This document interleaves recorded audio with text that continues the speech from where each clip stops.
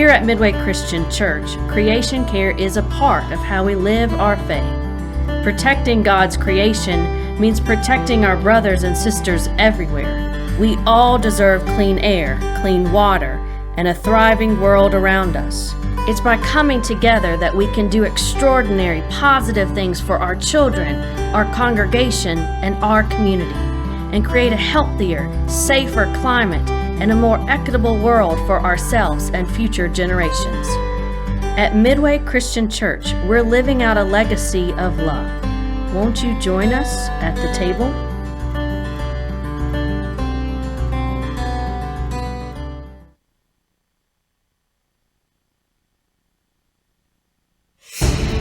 The science is clear. Climate change is real. It is happening today, and it profoundly affects our health. We are experiencing more intense heat waves, droughts, and wildfires. Climate change increases the amount of airborne pollutants and results in higher ozone levels, leading to higher rates of asthma and cardiovascular disease. APHA's long-term vision is to create the healthiest nation in one generation, and addressing the health impacts of climate change is a critical step. We need your help. Please join us. It's Madeline Petch. Let's talk about climate change, shall we? It's everybody's favorite topic. So I thought it'd be important to give you guys some tools and tricks on easy ways to reduce your carbon footprint. Let's talk about going plant-based. I've been plant-based my entire life, and it is such a great and easy way to help the environment. Now, I'm not saying to go fully plant-based, and a lot of people are very against that. However, if you had one vegan meal a day, you would reduce greenhouse gas emissions largely. You could have all of your friends do one vegan meal a day. You would be helping the environment so much. I don't think people realize how bad animal agriculture is for greenhouse gas emissions, honestly. So just think about it. It's really healthy, it's easy, it tastes good, it doesn't have to be disgusting, and it'll help the environment and it'll make you feel better.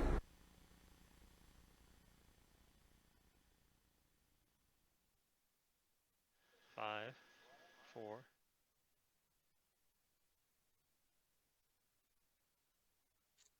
Joining me now are Celinda Lake from Lake Research Partners and Nathaniel Stinnett from Environmental Voter Project. Hi, Celinda. Hi, Nathaniel. Hi. Hi, Megan. It's good to see you.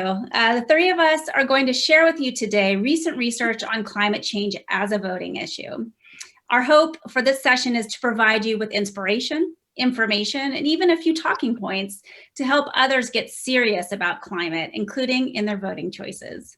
I'm sure all of us here are some level of pleased that climate change has been at least mentioned in the current presidential election process, but all of us know it needs to be a much larger issue for candidates and that they need to be for ambitious and equitable climate solutions. The good news is Americans agree too, so let's get started. What we'll present today is data that shows that climate is a voting issue. So let's talk about concern. The news is there is a lot of climate concern. Not only are nearly 3/4 of Americans concerned about climate change, but nearly half of us are very concerned. Adding in those who are a little concerned takes us to 88%. That's most of us. So when we asked Americans whether they think others around them are concerned, what we found was heartbreaking. Only 59% think others around them are concerned.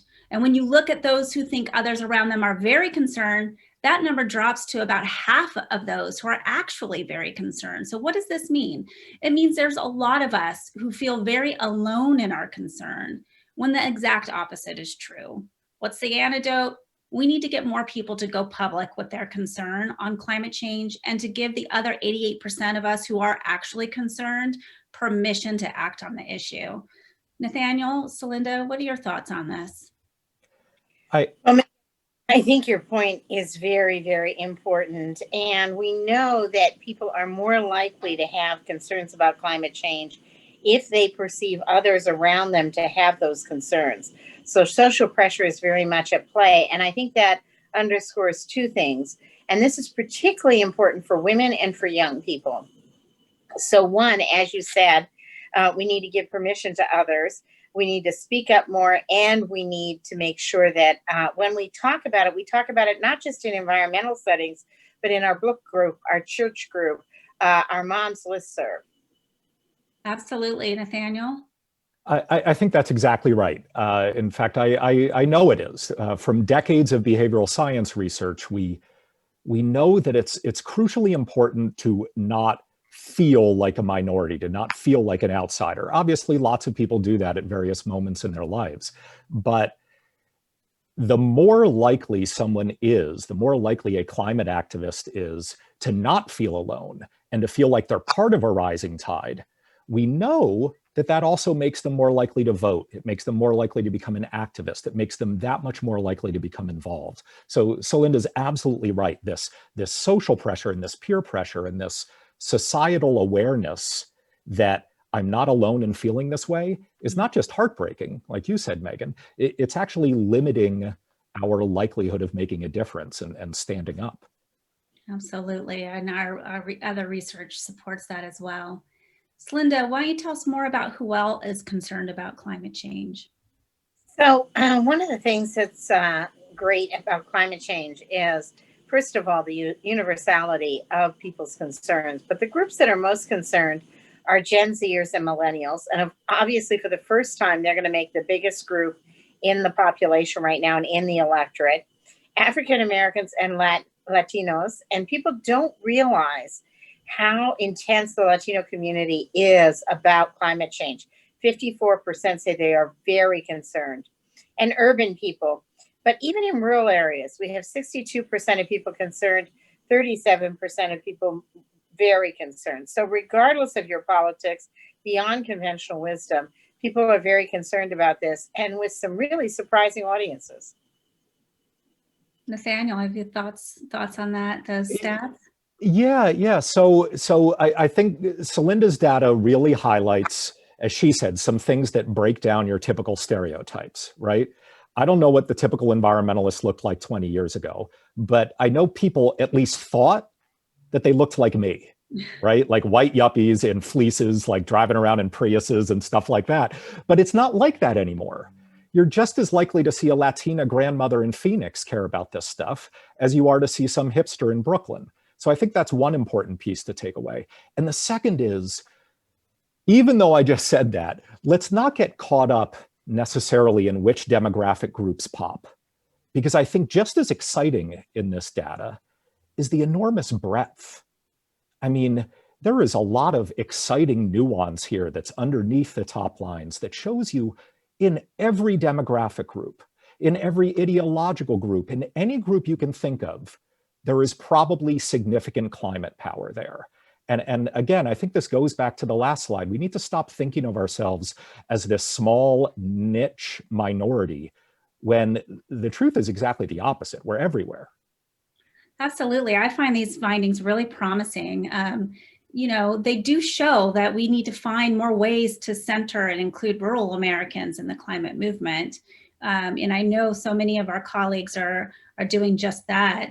In our last session, both senators acknowledged that we can't, a famous quote, "Nothing about us without us," right? And so the more we can bring others into this movement and connect with them personally, and hear what their concerns are and include them in solutions, the better. So I'm going to talk a little bit about how this is translating into their civic choices. So earlier this year, ecoAmerica asked Americans this question: going into the 2020 election, are you more or less concerned about climate change compared to previous elections? And what we found is this: 60% of Americans report being more concerned about climate change compared to previous elections. A strong majority, 83% of Democrats report being more concerned, notable 23 points higher than the national average. Also, the majority of independents, 63%, feel more concerned about climate change today than in past elections. And while only about a third of Republicans feel this way, it's not zero. And the results are promising. A third of Republicans are more concerned about climate change than they were, in the last election. So taken all into account, a majority of those who would be voters are more concerned. Celinda, any thoughts on that? A couple of things. Number one, it's no surprise, but it might have got missed in all the hurly-burly and COVID, that climate change was one of the top issues in the Democratic primary. So it's not surprising that every single candidate adopted a pretty aggressive plan on climate change. And I'm sure there are improvements that can be made on all those plans, but you have a ticket now that is very identified with an aggressive climate change, whether they've been historically there or not. Secondly, we know as we're going into these elections that turnout of two groups of voters is very, very critical. Younger voters and Latinx, and in both cases, climate change can be a big factor in turning those voters out to vote.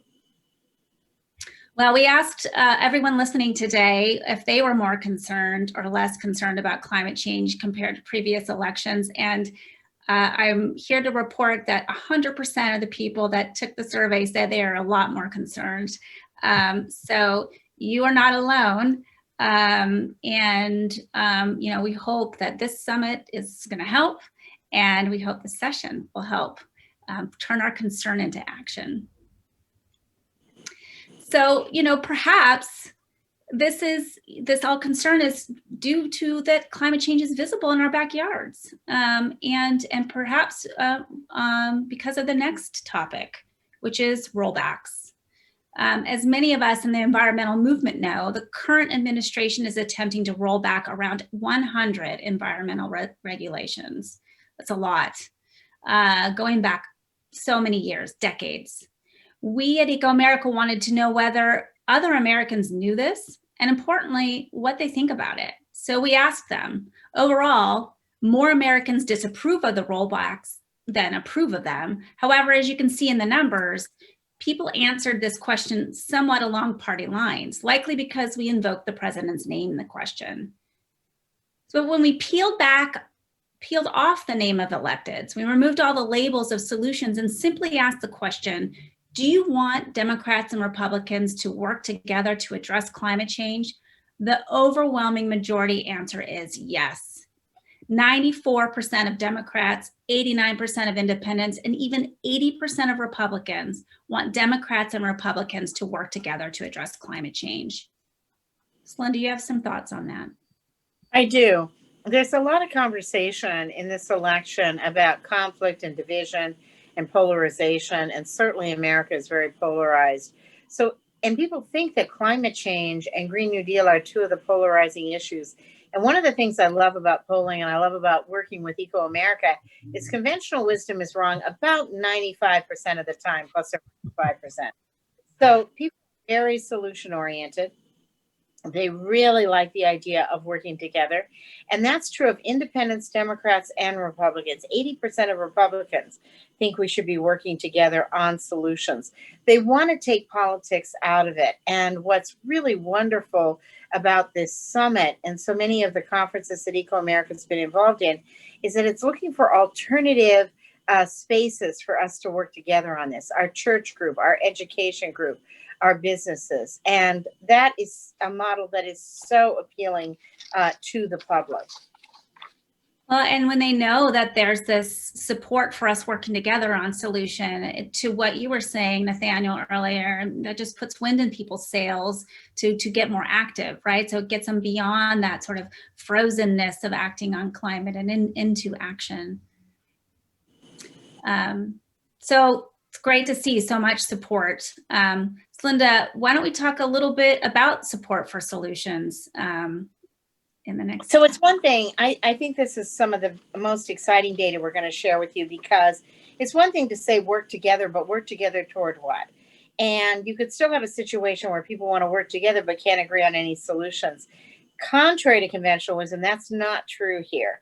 And one of the things we did a little over a year ago was really peel back on Green New Deal and look at the component parts.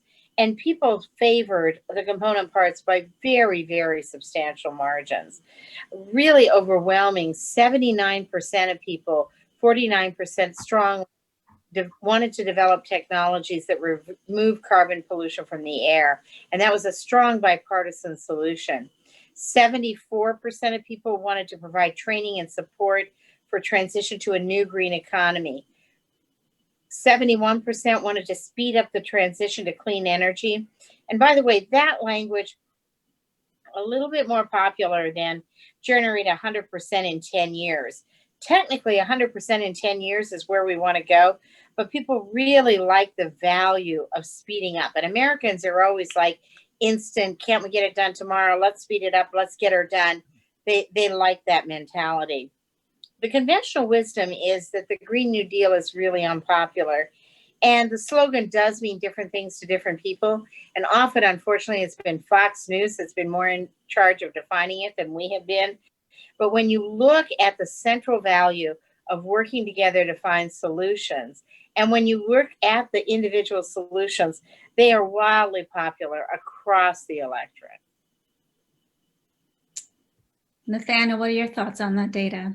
Yeah, I think Celinda's right. It's so important to realize that not only are these solutions popular, but they are at their most popular when you break them down to a granular level. And I think this shines a light on an extraordinary political opportunity, which is when we present voters with binary choices rather than is supporting enormous sets of legislation your number one priority over all others, which is a really high bar to meet.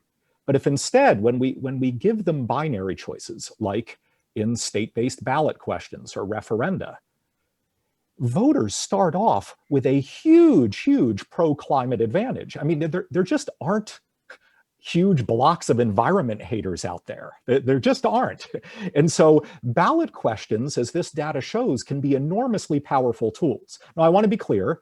Obviously, every time there's a climate or environmental ballot question, the fossil fuel industry dumps enormous amounts of money into it. I'm not going to claim these are easy wins, but we at least start from an enormous point of advantage. And that's what's really exciting about this data. And I hope that people take that away to their states and try to address on a local and state level how to take advantage of some of this information. Well, and really to talk about the solutions themselves, like describe them, right? We've done with Celinda a lot of message testing, and then anytime we label something, the numbers drop. But when you describe it and you make it personally relevant for folks, which it is, the support goes way up. So these indeed are promising findings. Celinda, why don't you show us how support is reflected across political affiliations? Yeah, and I just want to underscore one thing you said, Meighen, which is the formula here is to talk about the specific policy and talk about the value behind the policy. That's where, not labels, not partisanship, that's where you get consensus, and that's where you get the public willing to move. So everybody loves technology to remove carbon pollution from the air. Everyone is strong on support for training for jobs and support for communities. And even 61% of Republicans like that policy. That's a very important policy, because one place where we do see a little bit more partisan difference is in eliminating oil and gas and carbon. And Republicans are more worried about that than Democrats and independents, substantially more worried about that. So coupling that with the training for jobs and support for communities, very, very popular with people. Everyone likes clean sources of energy like wind and solar. Everyone likes transitioning, but Republicans are more nervous about the absolute of 100% in 10 years. Everybody likes speed up the transition. But when you give a specific 100%, an absolute goal, makes the Republicans a little more nervous. Interestingly, doesn't make independents and Democrats nervous at all. The other interesting finding is that we find Democrats a little bit more reticent about nuclear power than Republicans. Republicans are actually more in favor of moving to that clean technology. And I think a lot of Democrats are still carrying views from old fights about it. I'll turn it back to you, Meighen. Well, thank you, Celinda. That's a lot to work with there. I mean, it shows a lot of promising results. I want to turn to an audience question now that I think is somewhat related, and I'm going to edit it a bit because, again, we're a 501c3. The person says, climate change is a slow-moving disaster happening over decades. If the American people want immediate solutions, I agree. How do we convince people to do things that won't necessarily have measurable effects for years or even decades? And particularly, I'm going to bundle that with the other question, which is how do we move Republicans on this issue? Well, I think that's a really interesting question. First of all, Americans are pretty ready to move, and they're not opposed to long-term solutions. They just would like to see progress on the way. So it isn't that they think a miracle is going to occur, but people are pretty in favor of making some progress along the way. And young people and women, particularly college-educated women, suburban women, moms, very, very interested and very motivated by the idea that we're not going to make it worse. Right now, people think it's getting worse every day and that it's escalating pretty dramatically. So, and you know, we haven't tested a lot of this stuff since COVID. And I think there's a whole new term in town of bending the curve that a lot of people are now familiar with that they weren't familiar with before. So I think that'll be very interesting to see how that shapes people's opinions. But mainly in terms of rapid solutions, it isn't that we have to get to the goal immediately, but we have to get started immediately. And Americans want to be making some progress, particularly in terms of things not getting worse. In terms of Republicans, like you said, get it going and get it done. Yes. Go ahead. In terms of Republicans, I think several things. First of all, we shouldn't assume that Republicans are all against us. There are a lot of Republicans for us. And I think even Republican office holders at the local level, the party is certainly more partisanly polarized. I think that is accentuated right now. I think there are a set of leaders that we could have from the Republican Party that would be very supportive of solutions. Secondly, it's important to remember that the Republican voters, on many cases, don't know they're supposed to be against this stuff. So they're very in favor of technology, a green economy, transitioning and having community support. There's lots that's very bipartisan here. And then I think the alternative way that you're all organized, going into the churches, going into education, going into the business arena, which takes us out of the partisan context, is very helpful. Thank you, Celinda. Nathaniel, anything you want to add to that? Yeah, I think there are two additional important points for people to try to internalize, both because it might make us feel a little bit more encouraged, but also it'll help us reach these important goals. The first is, this isn't a binary situation where we are failing dramatically until we succeed dramatically. The truth is there are a lot of little successes that can happen along the way. And there is an enormous amount of pressure building up, not just among Democrats, but also among Republicans. And I want to talk about both of those. The movement within the Democratic Party over the last 4 years has been extraordinary. And so it isn't like we're just banging on one wall and trying to get Republicans to change the way they think. Right. It's enormously important to get all politicians to feel more pressure to move forward on this stuff. Mm-hmm. The second is, we can't just think about federal policymaking as the only important point of leverage. Local and state policymaking is enormously important. Most utilities are completely regulated at the state level, and state political pressure and state policymaking can make a huge gain there. And on the local level, I mean, big city mayors can save the planet with little tweaks to building codes and zoning regulations and traffic laws. And so there are a lot of points of leverage, all of which are important. And if we're pushing on all of them at the same time, we're going to start getting 20 and 30 and 40 victories a year. And I think it's important to view it that way rather than just waiting for that one big, like, supernova of a victory to happen. It's so important for everyone to think about. And really, we asked the question in the last session around hope, and that does give me hope. Nathaniel, thank you for sharing that. There's a lot to work with, and a lot of people saying that they will support all of these solutions, but does that translate into voting intentions? And so that's what we're going to turn to next. And I'll let the cat out of the bag. The answer is yes. Americans let us know that they will vote for climate candidates. In fact, 67% of Americans said they are more likely to vote for a candidate that supports climate change solutions, with nearly 4 in 10 of us saying that we are much more likely to do so. In addition, when given many choices, Americans let us know that they believe that climate change is a top priority for the next president and Congress. 62% believe it should be a top or very important priority, and 78% believe it should be altogether a priority. That's a lot. Well, over a quarter of us think it should be a top priority. Our goal as a movement is to get that number up real fast because we know it must be the top priority. Nathaniel, thoughts on that? Yeah, I'm mindful, as probably all of us are, that we're heading into debate season, presidential debate season. And I just think it's amazing to think back 4 years ago, when probably everybody who's watching and a part of this conversation right now was painfully aware of the fact that we went through 3 presidential debates without a single question on climate change.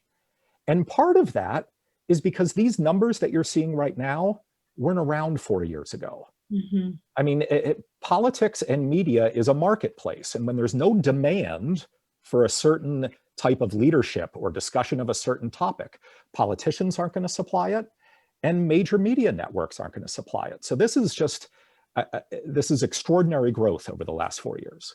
And it's up to us to continue to putting the pressure on them. So why don't you tell us where we are with voting? I know you've done a lot of work there. Yeah. So it is, although extraordinarily heartening to see dramatically more Americans listing climate as a top priority, I think we need to be honest with ourselves. And this is going to come out in such a callous, awful way. But you know what? We're talking about politics, so why not? Some Americans count more than others, right? If you're a policymaker, shockingly, you care more about what voters think than you do what non-voters think.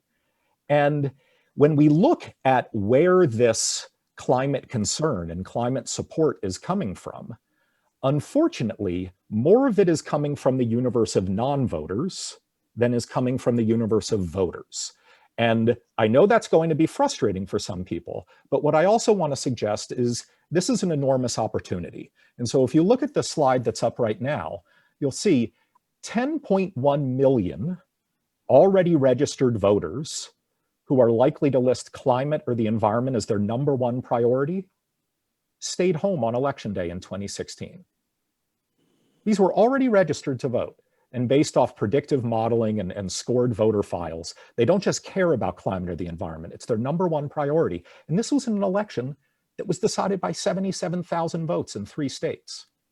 And so, yeah, we can say, oh my God, what were these people thinking? But in a world where it's increasingly hard to change people's minds about anything, the fact that these people are already with us is actually an enormous opportunity. And so there's actually this huge pool of latent political power just sitting there for us. And if we move to the next slide, I'll sort of further define what this framework looks like. Because although we have a turnout problem in the environmental movement, as I said, it also reveals an enormous opportunity. If you look at turnout as a percentage of registered voters, in the 2014 midterms, there was a huge environmental turnout gap. 44% of registered voters voted, but only 21% of environmentalists who are registered turned out. Now, 2016 presidential, obviously it's an apples to oranges comparison. You're talking about different voters, different denominators. The turnout gap was a little bit smaller. 2018, we're all aware of the fact, huge turnout across the board, certainly a big blue wave. Environmentalists almost closed the gap. But I would like to suggest to you that we can't be patting ourselves on the back for almost just barely scratching and clawing our way to the national average. I mean, if you care deeply about gun rights, like if you're an NRA member, you're not trying to get 57% turnout. Your only question is whether you're going to turn out at 85% or 90%. I mean, you vote like it's your job. Mm-hmm. And that's where the environmental movement needs to be. That's where the climate movement needs to be. Vote like it's our job. It's so resonant. Yeah. And, I think that I think if we are to have one message today, I think that's it. So why don't you talk to us about how to do just that, how to turn out the non-voters, how to turn them from non-voters to voters. Yeah, so a lot of our work at the Environmental Voter Project is focused just on this, finding non-voting environmentalists and turning them into better voters. And I'm not going to claim this is all our research. We stand on the shoulders of giants here, a whole decade of academics and behavioral scientists, as well as great researchers at places like the Analyst Institute. But what a lot of people are coming to realize is that the best way to change someone's behavior, whether you're trying to get them to vote or trying to get them to eat healthier or trying to get them to exercise more often, you can't treat them as a rational person. And I know that sounds awful, but it's just true. You need to treat them as a social person. Whether we want to believe it or not, we are societal beings who build personalities for ourselves, and we want other people to view us in a particular way. And so the best ways to get someone to vote more often or change their behavior in any context are to revert back to the fourth grade playground. You use peer pressure, you use social pressure, you push compliance with various societal norms. And I know there are a lot of people who are involved in environmental organizations and nonprofits who are watching this. And some of your most valuable assets are the affinity relationships that your members have with you. And so it's really important, even though it makes us feel a little uncomfortable, to use that normative language, to say things like good environmentalists vote, good members of ecoAmerica vote, things like that.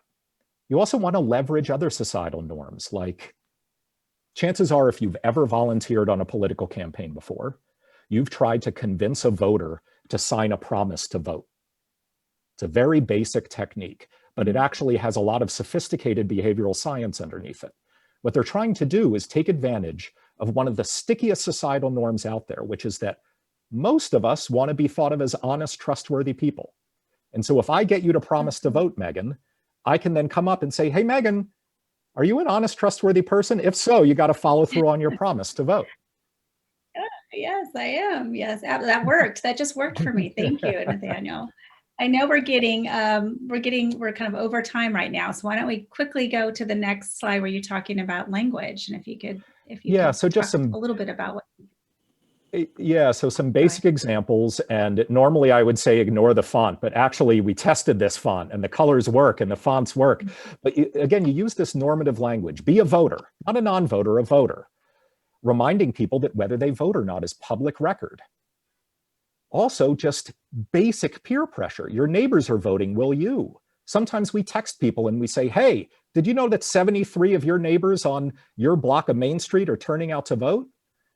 And this final example, this is not something that you will probably do as individuals, but we even mail people copies of their personal voting records. This is something that a lot of sophisticated organizations are now doing, because we've realized that even if you're a non-voter, even if you don't vote, most people buy into the societal norm that voting's good.